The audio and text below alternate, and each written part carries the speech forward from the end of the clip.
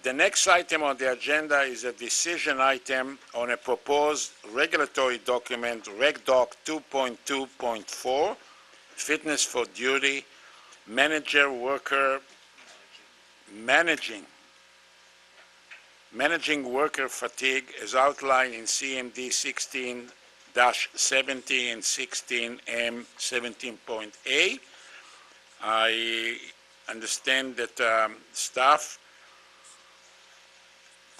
somebody from staff will present it. It doesn't say who here, so please identify yourself.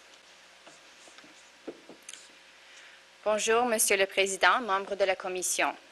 My name is Karen Owen-Wittred, Director of the Regulatory Framework Division.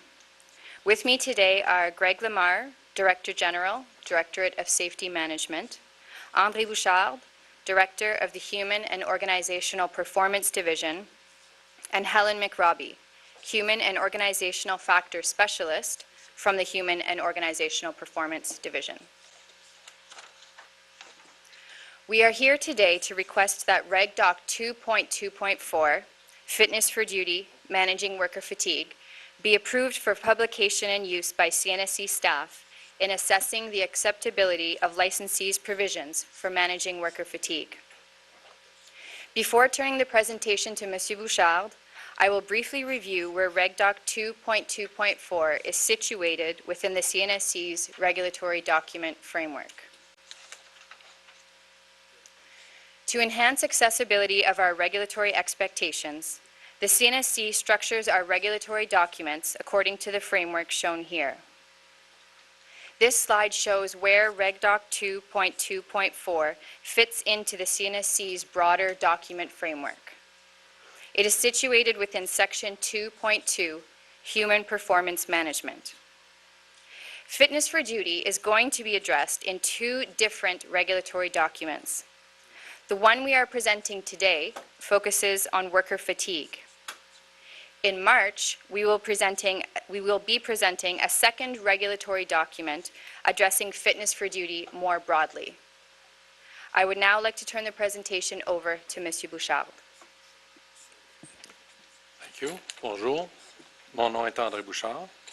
I am speaking to you today in my capacity as the Director of the Human and Organizational Performance Division, which is the technical lead for this document. During today's presentation, staff will identify the objectives of the regulatory document and the rationale.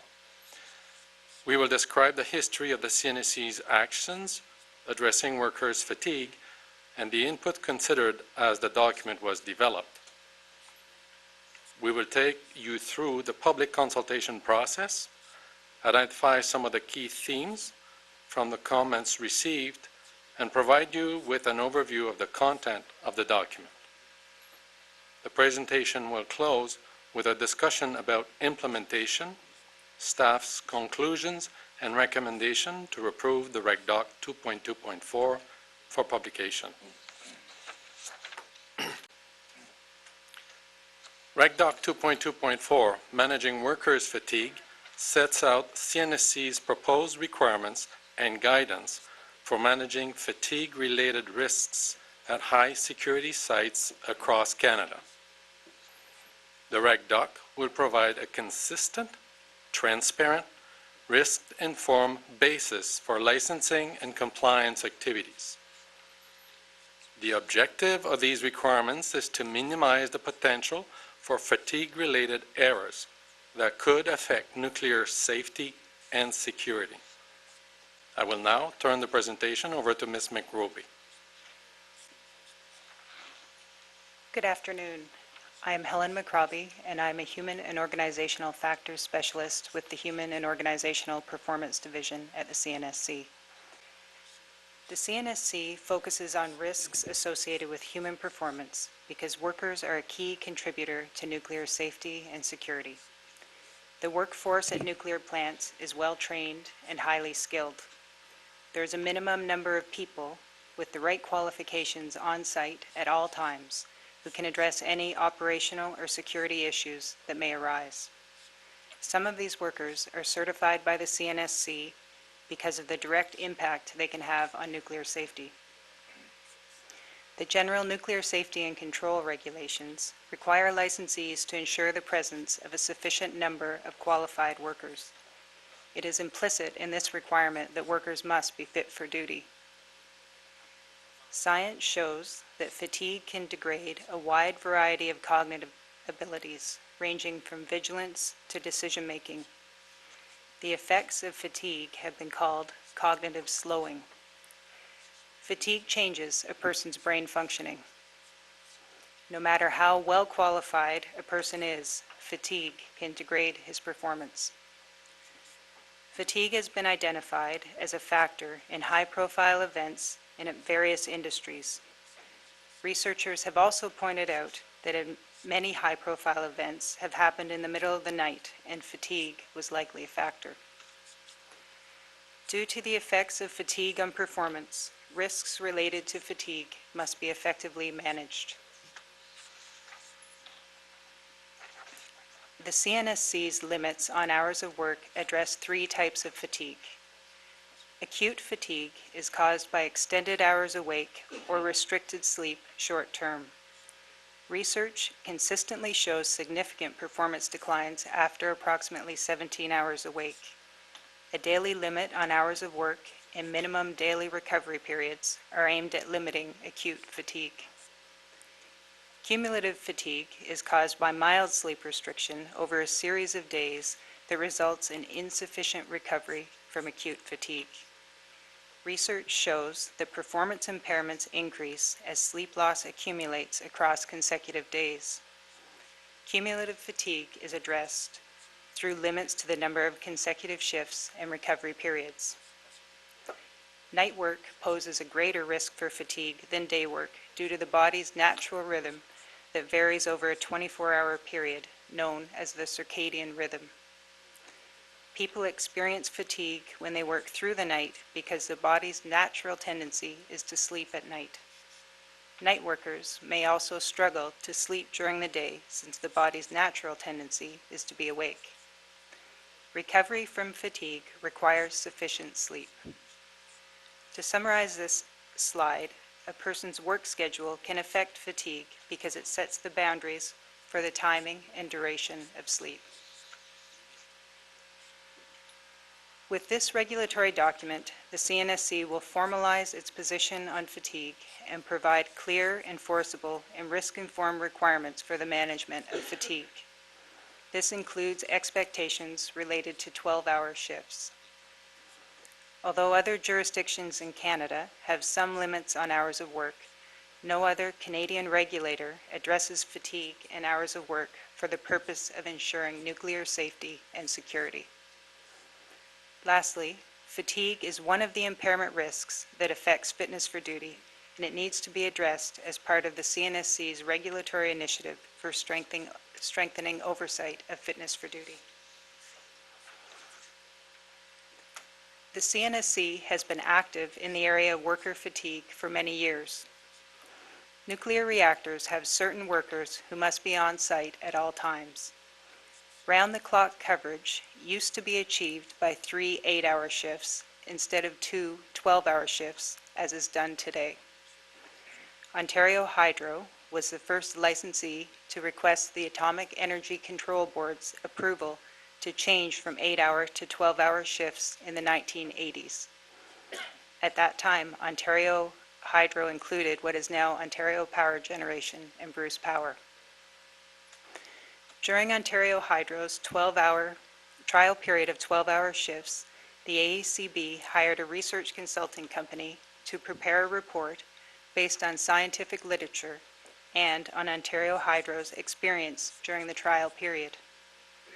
When the AECB accepted Ontario Hydro's change to 12-hour shifts, it issued a letter specifying that certain limits on work schedules had to be included in the licensee's procedures. These limits on work schedules were based on the expert advice provided in the research report. Since that time, CNSC staff have conducted oversight activities to assess licensee compliance with their hours of work procedures. These oversight activities have identified opportunities to clarify regulatory expectations and to improve consistency between licensees. Since 2009, nuclear power plant hours of work procedures have been referenced as compliance verification criteria in their license condition handbooks. The development of this regulatory document is an evolution based on this history. There are three key inputs to the regulatory document. The first input is research. Staff have considered 3 reports carried out by research consulting companies for the CNSC and research reports conducted by licensees. In addition, staff have reviewed literature, some of which is summarized in the synopsis of science and benchmarking included in the CMD package. Research considered has come from a broad range of industries, including transportation, mining, petrochemical, and defense. Secondly, CNSC staff have benchmarked against other regulators in Canada and with nuclear regulators internationally, and have incorporated best practices into the regulatory document. The third input to the REGDOC is feedback received during public consultation. Staff considered public consultation comments in light of scientific information, risk, and benchmarking. I will now turn the presentation to Monsieur Bouchard to discuss public consultation. André Bouchard for the record. Staff has consulted extensively on this regulatory document. Public consultation occurred in 2 phases. The reasons for 2 phases is that the regulatory document was changed significantly in phase 1, and the CNSC staff determined that the revised document should be posted for full public consultation a second time around. Key activities in each phases of the consultation are shown in this slide. The numbering changed from REGDOC-2.2.1 in phase 1 consultation to 2.2.4 in phase 2 is related to the revised regulatory framework numbering system. Staff has gained a better understanding of stakeholders' position through the range of consultation activities conducted. The outcome of the consultation activity is that many concerns raised by stakeholders have been addressed. I will now provide an overview of the themes emerging during the public consultation. There were 4 key themes: the workers' population, prescriptive limits on hours of work, exceptional circumstances, and the potential for administrative burden. I will discuss each of these themes in the next slides. The initial draft regulatory document included 1 population and all requirements applied to this single group. Based on what we heard during the consultation, CNSC staff modified the approach in the second draft of the REGDOC to include a graded approach with 2 populations. The programmatic fatigue management provisions would apply to the broad population of workers who have the potential through their work activities to pose risks to nuclear safety or security. The limits on hours of work would apply to a smaller subset of workers who fill safety-sensitive position. A person in a safety-sensitive position has a role where impaired performance could result in a significant incident. Safety-sensitive position will be identified by licensee through a risk-informed analysis. However, the regulatory document specifies that this population must include staff certified by the CNSC, certain security personnel, and members of the minimum staff complement, unless they are excluded by the risk-informed analysis. The REGDOC also includes guidance to clarify that licensee may exclude workers from the broad population if they do not have the potential through their work activities to pose risks to nuclear safety or security. An example might be the administrative staff. an excluded worker would still fall under applicable provincial or federal hours of work limits. The second consultation theme relates to the limits on hours of work. Stakeholders provided comments about certain limits during both rounds of consultation and the apparent lack of a graded approach. As a result of comments received, the requirements have been modified to further focus on the highest risks aspect of shift work, which are long work days, night work, and long work weeks. The regulatory document now includes two populations, and the limits on hours of work apply to those who fill safety-sensitive positions. This constitutes the first dimension of a graded approach. The second aspect of the graded approach built into the REGDOC is the flexibility for a licensee to choose between 8, 10, or 12-hour shifts. The complexity and the prescriptiveness is proportionate to the increasing fatigue potential that is linked with the length of workdays and night work.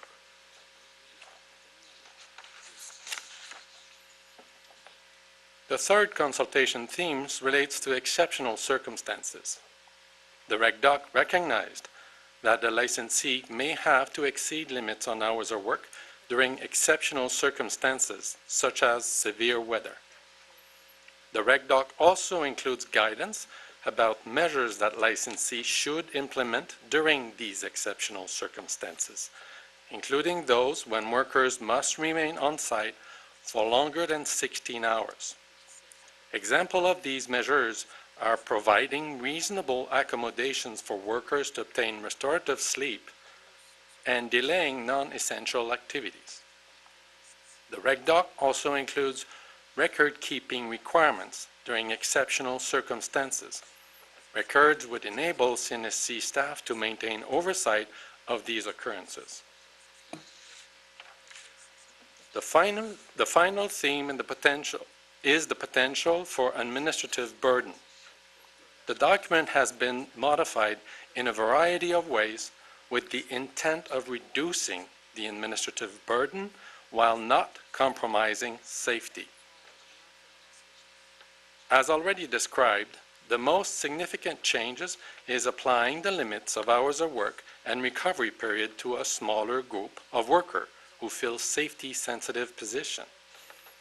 The requirement in the REGDOC focus on the greatest risk factor for fatigue in work schedules, which are, as we said, night work, long work days, and long work weeks. Some advised practices were moved to guidance. As an example, the expectations that daily hours should normally be less than 13 was moved to guidance, while the requirements of 16 hours of work in a 24-hour period was maintained. In addition, some of the changes requested by stakeholders to match licensees' current practices were incorporated into the REGDOC. Stakeholders also raised a concern about the administrative burden of providing immediate reports of non-compliances with the limits. Reporting provisions are set in other REGDOCs like 3.1.1. Reporting requirements for nuclear power plants. REGDOC-2.2.4 does not set reporting requirements on its own. REGDOC 3.3.1 currently requires a quarterly report of non-compliances with limits of hours of work for certified staff. I will now turn the presentation over to Ms. McRoby to describe the content of the REGDOC. Helen McRoby for the record. The regulatory document is divided into two sections.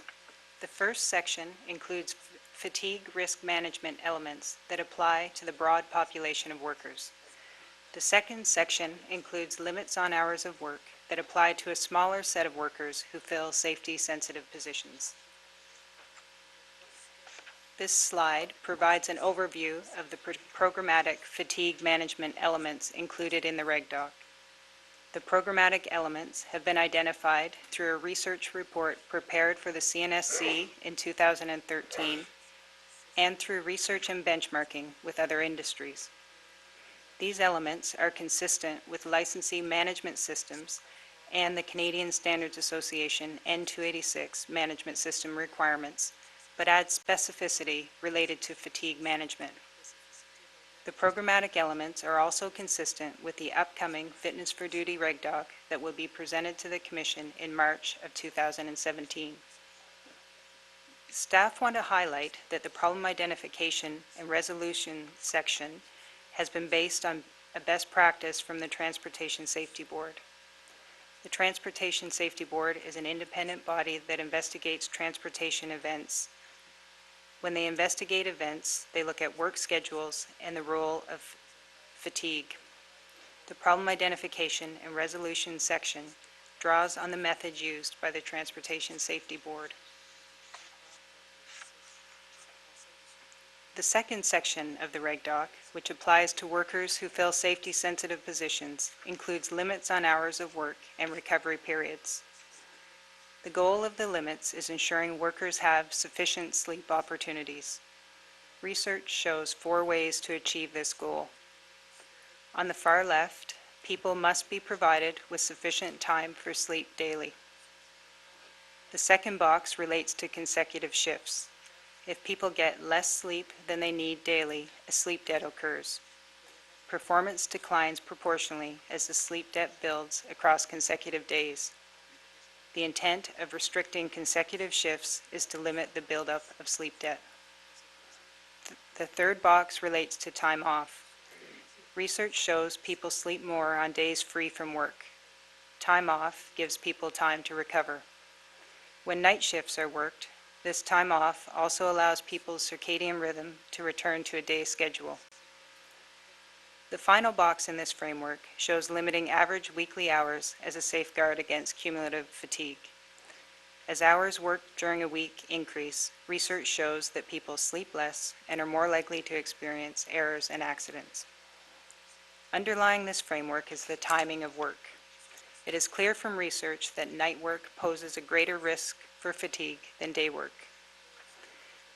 This framework was used in the performance-based requirements that apply to the broad population. The requirements in the REGDOC set a maximum number of work hours within 24 and 48 hours.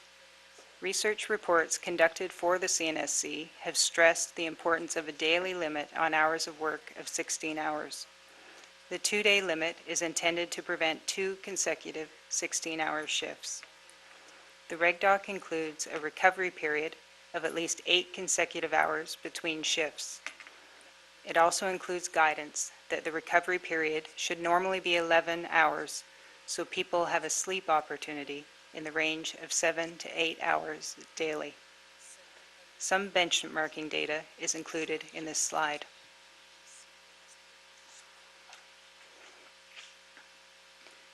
The REGDOC also includes limits applicable to a week and to a longer-term period. The original REGDOC included a limit of 60 hours in a 7-day period. Some stakeholders asked for clarity that this is a fixed period. Other stakeholders asked for some added flexibility by making the limit 60 hours on average over multiple weeks. Staff have attempted to accommodate both requests by giving licensees the option of choosing between a fixed 7-day period or a rolling 14-day period. In addition to this weekly limit, the REGDOC also includes one longer-term limit. The weekly limit gives licensees flexibility to schedule higher overtime levels short-term. The longer-term limit ensures that people in safety-sensitive positions are not consistently working 60 hours per week. Once again, some benchmarking data is included in this slide. The REGDOC includes limits on the number of consecutive shifts. The intent of limiting consecutive shifts is to restrict the buildup of sleep debt and related performance impairments. The next slide shows a relative comparison of fatigue levels associated with different numbers of consecutive shifts. Some of the benchmarking information in this table is shown graphically in slide 24.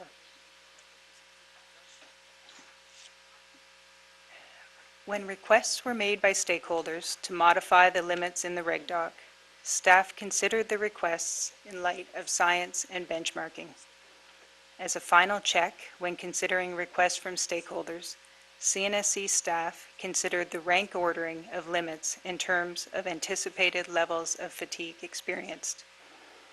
The relative fatigue levels, shown in this graph, were calculated using software that is based on fatigue science. The y-axis of the graph shows relative fatigue levels and has anchors of low at the bottom and high at the top. The x-axis shows various shift sequences. As a reference point, the first bar shows fatigue levels expected for a person who works 5 8-hour days from 9 to 5. All of the other bars represent 12-hour shifts. Moving along from left to right, the bars show 6 12-hour day shifts, 2 days followed by 2 nights, 3 nights, and so on up to the final bar of 6 consecutive 12-hour night shifts. This animation shows the limits of the REGDOC and shift sequences that are outside of what is permissible in the REGDOC. The final animation superimposes color to provide additional information about the requirements. Both the green and yellow portions of the graph are within the accepted practices in the regulatory document. For the 2 bars shown in yellow, the REGDOC includes guidance. For example, the REGDOC includes guidance that a normal work schedule should include 3 or fewer consecutive night shifts.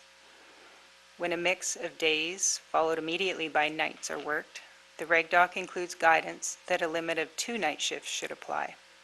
The guidance could be thought of as an administrative limit or advisable practice.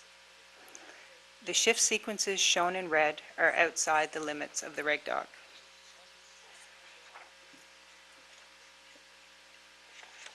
So in this slide, I'd meant to animate this to make it easier to see. But moving from left to right, we've added in some benchmarking data. So it's the same graph as was shown on the last slide with a few extra points added in. So in France, workers are limited to 44 hours per week when work is done at night. Workers at nuclear plants in France work 8-hour shifts. The next point at 3 nights as we move along, the limit of 3 12-hour nights is in effect for all workers in Switzerland as well as for U.S. pilots. Transport Canada has proposed a similar limit for Canadian pilots. The next data point at 4 nights shows workers in Europe, including workers at nuclear plants. All workers in Europe have a limit of 8 hours per night on average for night work. Canadian motor carriers, shown at the second last blue bar to the right, are limited to 70 hours in a 7-day period. At the far end, nuclear workers in the U.S. are limited to 72 hours in any 7-day period. Although the U.S. NRC allows up to 6 nights, minimum day off requirements would prevent this from being done routinely. The U.S. NRC's requirements do not differentiate between days and nights. Although the REGDOC would allow for 6 consecutive day shifts, it sets more restrictive limits on night shifts due to the higher levels of fatigue associated with night work.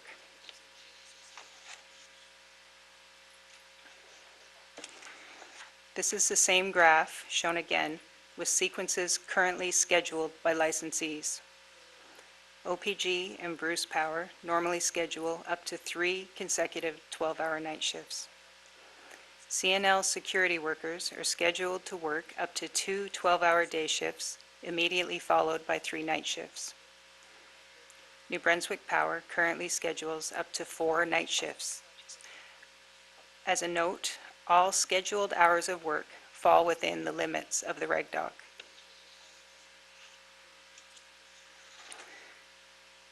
This is the same graph with upper limits of licensees shown. OPG and Bruce Power already have an upper limit of 4 consecutive nights and are within the limits of the REGDOC.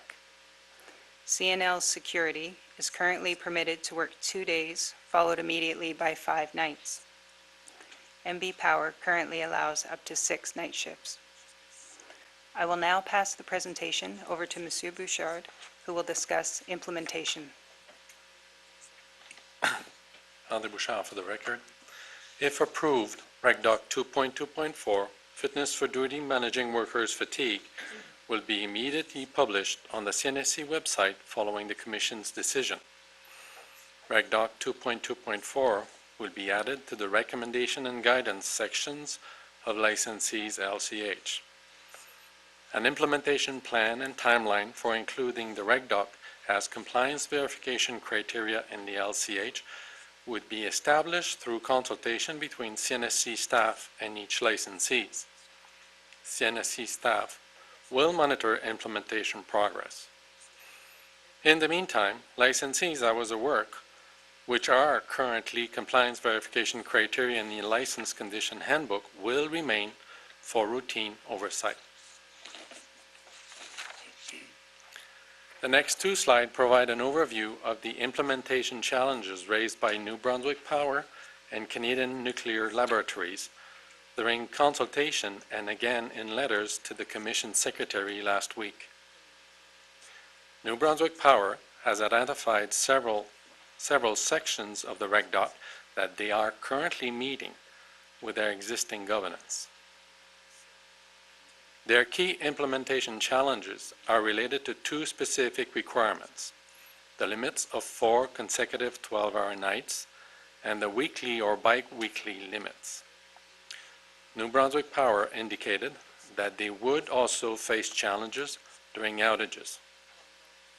New Brunswick Power has proposed a phase-in approach with medium and long-term timeframes for implementations. New Brunswick Power communicated that they would need to increase certified staffing levels to be able to comply with the requirements of the REGDOC. Obtaining more qualified staff will take time. CNSC staff support New Brunswick Power's proposal for a phased-in approach. The details of the implementation timeframe and oversight will be developed with the licensee. Staff will monitor progress towards the full implementation of the REGDOC and propose to provide updates to the Commission in the annual regulatory oversight report for nuclear power plant. The Canadian Nuclear Laboratory, CNL, is the second licensee facing implementation challenges. During consultation, CNL has indicated that they have 2 key areas of concern.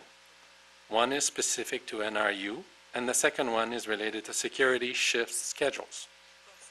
To comply with all requirements, CNL would need to increase the number of certified staff for NRU. Since NRU will be shut down in roughly 14 months, increasing the number of certified staff at NRU is not a reasonable option. For security, CNL has implemented a schedule that includes components that are not aligned with the requirements on the REGDOC.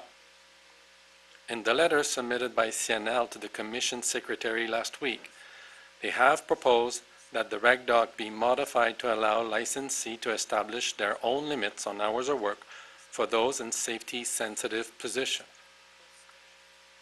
It is CNSC staff's position that REGDOC 2.2.4 is based on fatigue science and benchmarking, and that the limits are necessary regulatory tools for managing the potential risks of human errors caused by fatigue.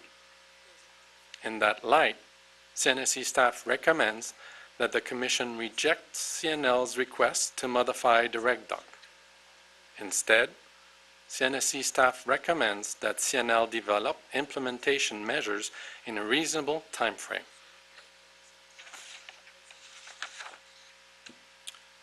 In conclusion, REGDOC 2.2.4 was developed through extensive research, benchmarking, and consultation with all stakeholders.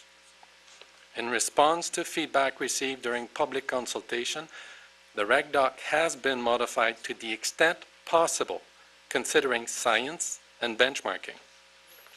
This regulatory document strengthened and modernized the CNSC's fitness for duty regulatory framework in the area of managing workers' fatigue. The approach taken balances the relative risks posed by various facilities and workers' position with the measures required to ensure workers' fatigue is effectively managed through a graded approach. This regulatory document improves clarity of the CNSC's expectations and provides a consistent basis for licensing and compliance activities across Canada. I will now turn the presentation over to Ms. Owen-Whitred for the recommendation. Karen Owen-Whitred for the record. As such, CNSC staff believe that REGDOC-2.2.4, Fitness for Duty, Managing Worker Fatigue, is ready for final approval and publication. CNSC staff propose that any outstanding issues be addressed through implementation plans tailored to the specific circumstances of each licensee. Thank you for your attention, and we remain available for any questions you may have. Thank you.